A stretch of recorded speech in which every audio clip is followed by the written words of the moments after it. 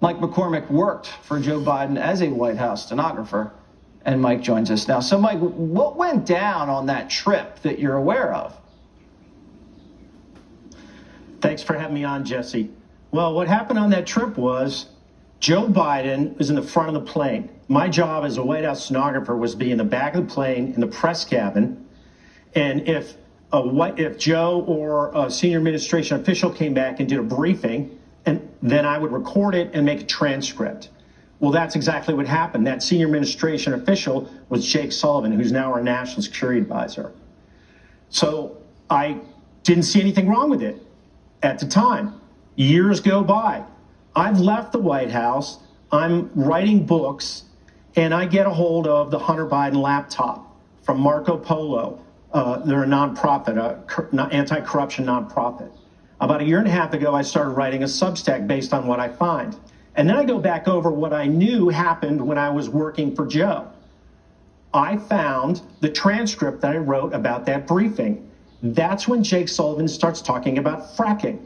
And because of what I'd read in a laptop and reported in my Substack previously, I'm like, wait a minute. Joe Biden knew Hunter Biden was already on the board on April 18th. Joe Biden knew.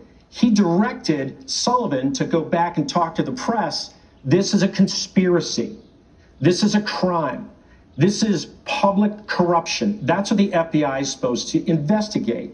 So I wrote a Substack about it in November. Nothing happened. I went to the FBI and filled out their witness tip line. There's a website. You fill out all these tips, these web directions.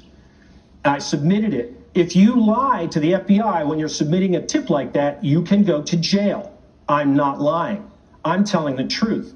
Joe Biden is lying. Joe Biden is a criminal. That's the bottom line. I don't care if he goes to Timbuktu or Ireland or anywhere. He's a criminal.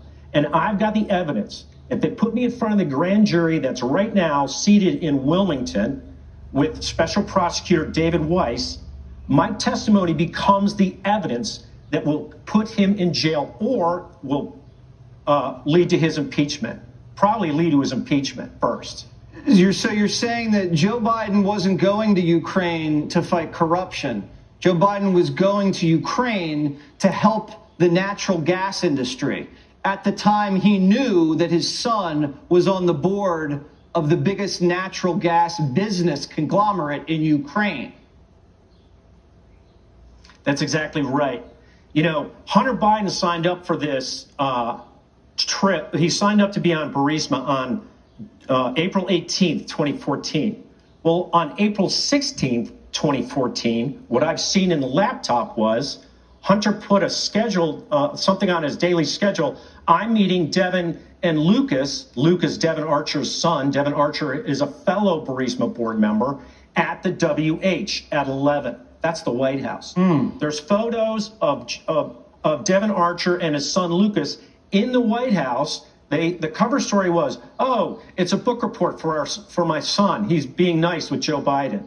That's not what it was. This was a planning meeting for them to start their kickback scheme with Burisma. And there was a lot more planning that went on ahead of it. All right. So you need to be talking, we assume, to the prosecutor in Delaware, but you haven't heard back from the FBI. Let us know if they contact you. Nothing but I will immediately. I think they're going to start thinking about it after we talk tonight, Jesse. I think this is a big help in getting the public attention on their lack of inactivity. I mean, right now, the FBI's had this laptop for 3 years. I've had it for 1.5 years. I'm out investigating the FBI. That's not something they should be proud of. Yeah, well, I don't think they're actually doing an investigation at all. I think they're doing a cover-up, and that's pretty clear at this point. Mike, thank you so much for joining us. We'll stay tuned on that story.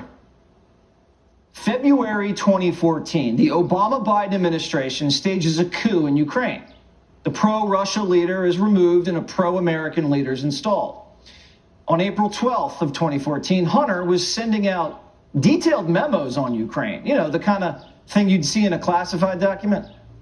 6 days later, on April 18th, Hunter signs on to be a board member of Burisma. 3 days after that, Vice President Biden flies out to Ukraine. He's running point for Obama.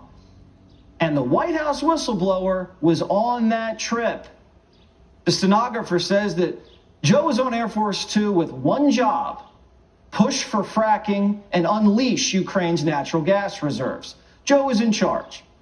A few months after that trip, just like that, Congress pours $50 million into Ukraine's energy sector.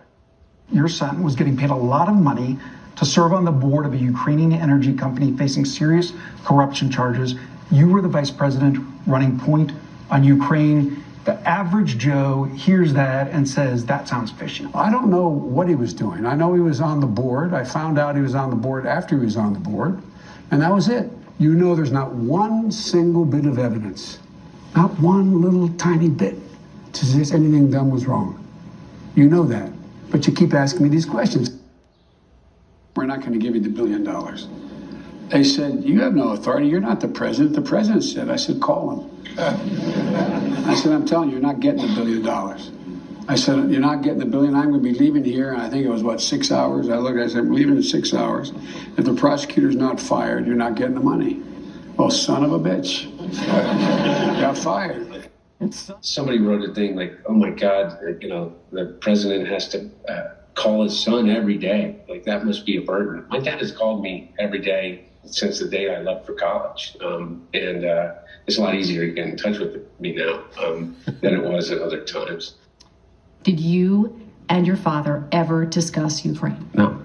As I said, the only time was after a news account. It wasn't a discussion in any way. There's no but to this. No, we never did. Your dad said, I hope you know what you're doing. I hope you know what you're doing. I do. And I said, I do. And that was literally the end of our discussion. Why? Because my dad was vice president of the United States. There's literally nothing as a young man or as a full-grown adult that my father in some way hasn't had influence over.